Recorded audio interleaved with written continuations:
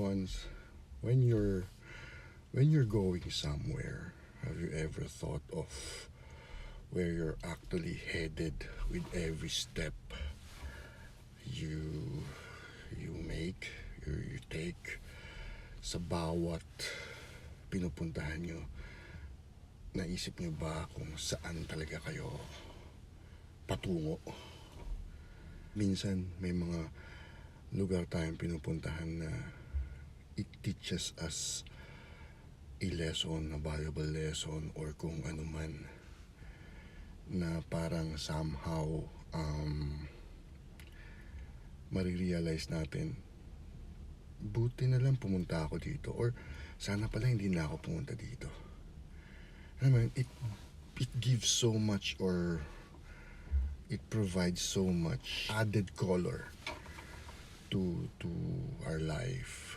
Diba? Yung gaano ba kakulay ang buhay, or kaboring ang buhay. Yung ganung factor, no?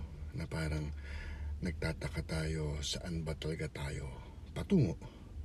Ano ba talaga yung purpose natin?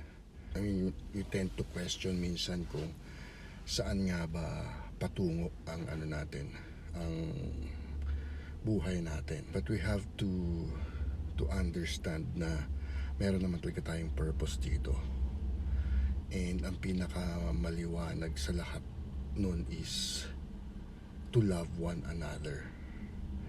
Despite the fact na punong-puno itong buhay natin ng mga kontrabida sa buhay natin. Now, speaking of kontrabida,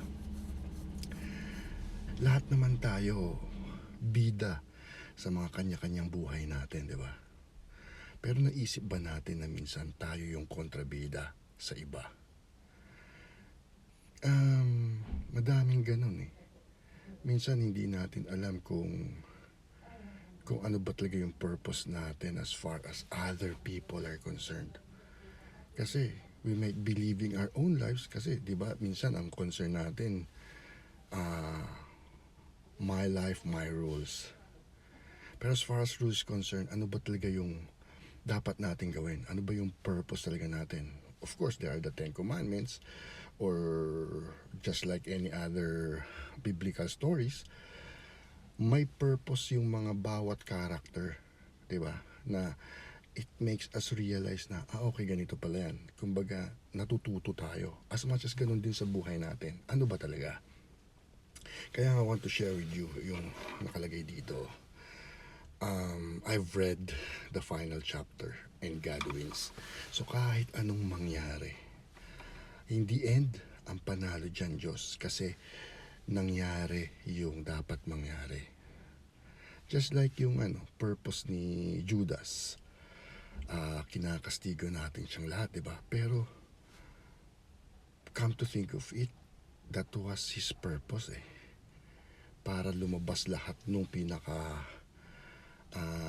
lessons na we have to learn from. So, come to think of it, we just have to live our life according to His plan.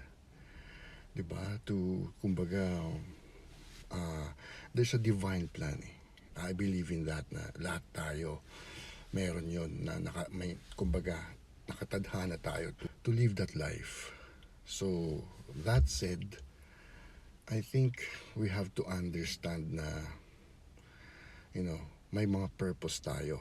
And in the end nga, God wins. So, kung ano yung tingin nating pinaka gusto niyang mangyari, you might as well follow o sundin na lang talaga. So, well, ganun, yun lang naman. I just want to share kasi nga, going somewhere, tend to ask saan nga ba? Saan nga ba patungo ito? Diba? Yun lang.